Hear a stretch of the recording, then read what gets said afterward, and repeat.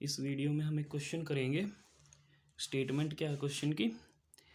If S and T are non empty bounded subset of R. अगर S और T non empty bounded subset हैं real numbers के, ठीक है, तो हमें प्रूफ क्या करना है? Then prove that S union T is also bounded and supremum of S union T equals to maximum of supremum of S and supremum of T. ये हमने इसमें ये प्रूफ करना, ठीक है। तो सबसे पहले हमें दिया क्या गया है उसको ध्यान से देखेंगे। एस और टी दो सेट दिए गए हैं जो कि नॉन एम्प्टी है और बाउंडेड सबसेट है रियल नंबर्स के। हमने कंप्लीटनेस एक्सियोम पढ़ी हुई है पहले। कंप्लीटनेस एक्सियोम क्या होता है कि अगर आपके पास कोई सेट है जो कि नॉन एम्प्टी है और सबसेट है वो रियल नंबर्स का और साथ में वो बाउंडेड अबव है, तो एक रियल नंबर जरूर मिलेगा जो कि उस सेट का क्या बनेगा? सुप्रीमम बनेगा, ठीक है। तो यहाँ पे जो सेट एस और सेट टी दिए गए हैं वो भी तो नॉन एम्प्टी और बाउंडेड अबव सबसेट है। बाउंडेड सेट है, बाउंडेड का मतलब होता है बाउंडेड अबव और बिलो दोनों तरफ से बाउंडेड होना, ठीक है। हम यहाँ पे बस बाउंडेड अबव वाली प्रॉपर्टी का यूज़ करेंगे। तो हमारे जो सेट एस और टी दिए गए हैं वो भी तो नॉन एम्प्टी और बाउंडेड अबव सबसेट बोल सकते हैं हम उनको। बाउंडेड अबव सबसेट है रियल नंबर्स के। तो कंप्लीटनेस एक्सियोम से हमें क्या मिलेगा? एस का भी सुप्रीमम मिलेगा और टी का भी सुप्रीमम मिलेगा, ठीक है। तो सिंस हम क्या लिखेंगे? Since S and T are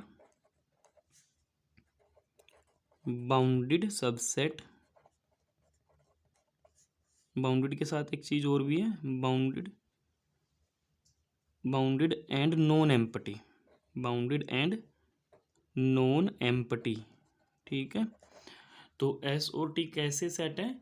bounded and non empty subset है रियल नंबर्स के, ठीक है। So by completeness axiom S and T have supremum in R. तो कंप्लीटनेस एक्सियोम से हमें क्या मिलेगा? सुप्रीमम मिलेगा। एस का भी सुप्रीमम मिलेगा और टी का भी सुप्रीमम मिलेगा। कहाँ पे मिलेगा? आर के अंदर मिलेगा, ठीक है।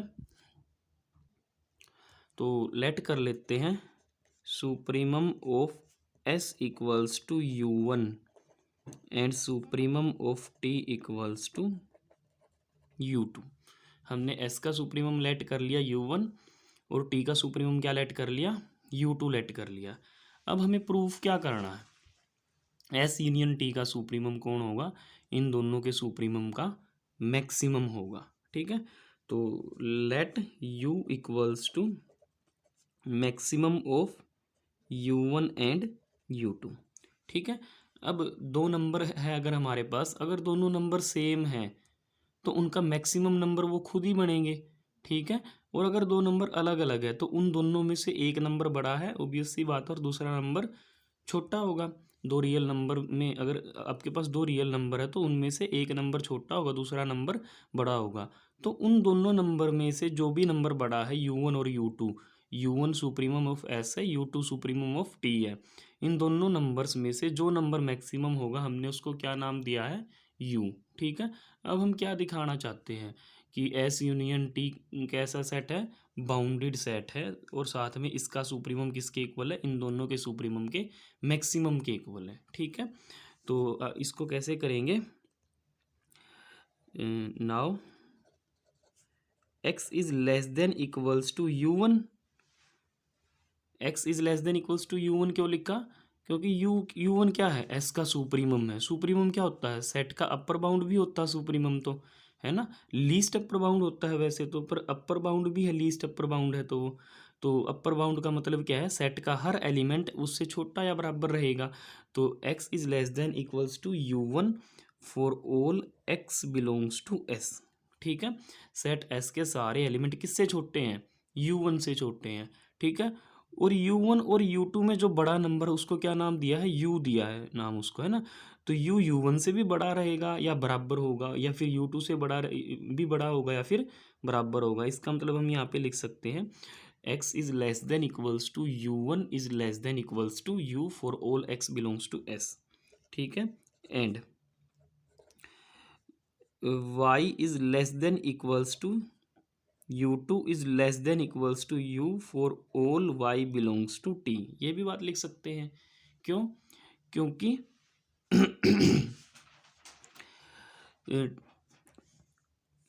टी का सुप्रीमम कौन है?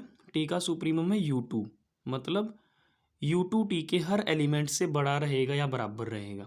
तो हमने टी के एलिमेंट्स को y से डिनोट कर लिया, तो y is less than equals to u2 for all y belongs to t। अब u1 और u2 में बड़ा नंबर कौन है? u है, तो u2 u से भी क्या रहेगा? लेस देन या इक्वल ही रहेगा। ठीक है, इसका मतलब देखो ध्यान से क्या है कि s का हर एलिमेंट u से लेस देन इक्वल है, t का हर एलिमेंट भी u से लेस देन इक्वल है। तो हम कह सकते हैं this implies x is less than equals to u for all x belongs to s union t। ऐसा क्यों? क्योंकि S यूनियन टी में क्या जाता है? S यूनियन टी में S के भी सारे एलिमेंट होते हैं और T के भी सारे एलिमेंट होते हैं। और यहाँ पे हमने ऊपर प्रूफ किया है कि S के सारे एलिमेंट U से छोटे या बराबर है, T के सारे एलिमेंट U से छोटे या बराबर है। तो S यूनियन T के भी सारे एलिमेंट क्या रहेंगे? Less than equal to U रहेंगे। This implies U is an upper bound. इसका मतलब क्या है? U is an upper bound of S union T। इसका मतलब U क्या बन गया? S यूनियन T का अपर बाउंड बन गया। तो हमने इसको अपर बाउंड बना दिया S यूनियन T का। इसका मतलब S यूनियन T कैसा सेट बन गया? बाउंडेड सेट बन गया, बाउंडेड अबव सेट बन गया है। ठीक है, तो ये कैसा सेट बन गया? बाउंडेड अबव सेट बन गया है। अब thus S union T is bounded above set. इसका मतलब S यूनियन T कैसा सेट बन गया? बाउंडेड अबव सेट बन गया। And clearly S union T is not equal to 5। ये बात तो क्लियर है कि S union T empty set नहीं है। क्यों नहीं है एम्प्टी सेट? क्योंकि देखो S एम्प्टी नहीं है और T भी एम्प्टी नहीं है, तो इसका मतलब S में भी एलिमेंट्स है, T में भी एलिमेंट्स है, और आप यूनियन करोगे तो यूनियन में भी एलिमेंट्स होंगे।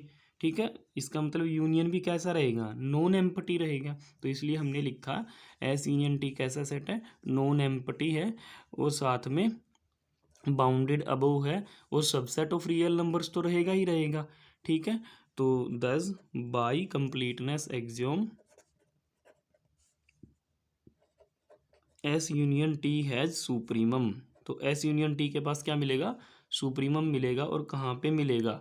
रियल नंबर्स के सेट में। ठीक है, कंप्लीटनेस एक्सियोम ने क्या इम्प्लाई किया कि S यूनियन T के पास भी क्या मिलेगा? सुप्रीमम मिलेगा R के अंदर। पर हमें तो क्या दिखाना है? S यूनियन T का सुप्रीमम कौन है? इन दोनों के सुप्रीमम का मैक्सिमम। और यहाँ पे हम उसको क्या लेके चले थे? दोनों के सुप्रीमम के मैक्सिमम को क्या लेके चले थे? स्मॉल यू लेके चले थे। तो हम क्या चाहते हैं? स्मॉल यू बने अब इसका S यूनियन T का सुप्रीमम। ठीक है, तो उसके लिए यहाँ पे दो केस बनेंगे। ठीक है, दो केस क्यों बनेंगे?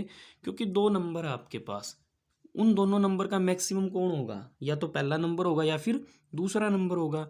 ठीक है, तो सबसे पहला केस क्या हो गया? If u1 equals to u, कि अगर दोनों नंबर का मैक्सिमम है जो वो u1 के इक्वल है, अगर मैक्सिमम u1 के इक्वल है, तो हमें दिखाना है कि u क्या है? सुप्रीमम है S यूनियन T का। और दूसरे केस में क्या लेके चलेंगे? दूसरे केस में लेके चलेंगे हम कि दोनों का जो सुप्रीमम है, जो दोनों नंबर है जो u1 u2, उनका जो मैक्सिमम है वो किसके इक्वल है? u2 के इक्वल है। तो उस केस में भी हमें क्या दिखाना है? Supremum of S union T is u। ठीक है, तो कैसे करेंगे इसको? If u equals to u1, अगर u की वैल्यू किसके इक्वल है? u1 के इक्वल है। और u1 कौन है? u1 तो a का s का सुप्रीमम है ना? तो हम क्या अप्लाई करेंगे? सुप्रीमम की definition, by definition of supremum for given epsilon greater than zero there exist. अब देखो ये जो डेफिनेशन ऑफ सुप्रीमम है वो किस सेट के लिए अप्लाई कर रहे हैं हम? u1 किस सेट का सुप्रीमम है? S सेट का सुप्रीमम। तो डेफिनेशन भी किस सेट के लिए अप्लाई होएगी? S सेट के लिए होगी। कि अगर कोई भी एप्सिलॉन आप दोगे ज़ीरो से बड़ा, तो उसके लिए हमें मिलेगा एक एलिमेंट कहाँ पे? S सेट के अंदर। There exist x belongs to S such that U1 minus epsilon is less than X. ठीक है, तो हमने कुछ नहीं किया, हमने बस क्या किया है, सुप्रीमम की डेफिनेशन अप्लाई की है एस सेट के ऊपर। U1 एस सेट का सुप्रीमम है, तो इसका मतलब U1 में से थोड़ा सा भी कम करोगे तो सेट एस के अंदर एलिमेंट मिलेगा ही मिलेगा। ठीक है, अब U1 में से एप्साइलन कम किया आपने, और ये जो एलिमेंट मिला है एक्स, ये कहाँ पे मिला है, एस के अंदर मिला है। चलो इसको x1 लिख देते हैं एक्स की जगह। ठीक है, x1 बिलोंग्स टू एस। अब U1 तो किसके इक्वल है, U के इक्वल है, तो this implies U minus epsilon is less than x1 where. अब x1 कहाँ मिला है, S में मिला है, और जो S में मिला है वो यूनियन में तो होगा ही होगा, क्योंकि यूनियन में तो दोनों सेट के एलिमेंट जाते हैं। तो x1 belongs to S union T भी बोल सकते हैं हम। ठीक है, तो for given epsilon greater than zero, for given epsilon greater than zero there exist some element x1 belongs to S union T such that U minus epsilon is less than x1। U क्या था, S union T का supremum, sorry upper bound था, पर अगर जैसे ही हमने you में से थोड़ा सा भी कम किया, अब वो अपर बाउंड नहीं है एस यूनियन टी का, एस यूनियन टी में उससे बड़े एलिमेंट मिल रहे हैं।